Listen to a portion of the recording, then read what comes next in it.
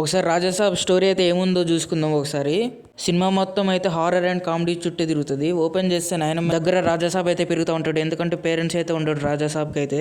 హీరోకి అయితే డబ్బులు అవసరం పడతాయి. అయితే ఒక బంగ్లాలో డబ్బులు ఉన్నాయని తెలుస్తుంది. అందుకని అక్కడికి వెళ్తాడు. ఆ బంగ్లాలో ఎవరో కాదు, వాళ్ళ తాత అయితే ఉంటాడు. వాళ్ళ తాత ఏంటంటే చచ్చిపోయిన తర్వాత కూడా ఆ డబ్బులన్నీ ఆయనే అనుభవించాలని అనుకుంటా ఉంటాడు. హీరో ఇంకా వాళ్ళ ఫ్రెండ్స్ అయితే వెళ్ళి ఇరక్కపోతారు ఆ ఇంట్లో. అప్పుడు హీరోయిన్ ఎత్తుక్కుంటూ ముగ్గురు హీరోయిన్లు వస్తారు. అప్పుడు ప్రభాస్ అయితే సెకండ్ హీరో లాగా మారుతాడు. అంటే ప్రభాస్ ఓల్డ్ లుక్లోకి మారుతాడు. అప్పుడు హీరోయిన్లు చూసి షాక్ అవుతూ ఉంటారు. అప్పుడే ఇంటర్వెల్ పడుతుంది అని తెలుస్తుంది. ఇంకా ఇంటర్వెల్ నుంచి అయితే స్టోరీ అంతా మారుతూ ఉంటుంది. అప్పుడైతే ఫ్లాష్ బ్యాక్లోకి తీసుకుని వెళ్తారని క్లియర్గా అర్థమవుతుంది.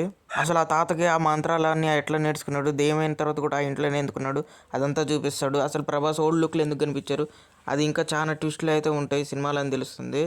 అసలు ఆ కోటకి రాని క్లైమాక్స్లో అయితే ఒక పెద్ద హై ఇచ్చి అయితే సినిమా అయితే అయిపోతుందని తెలుస్తుంది.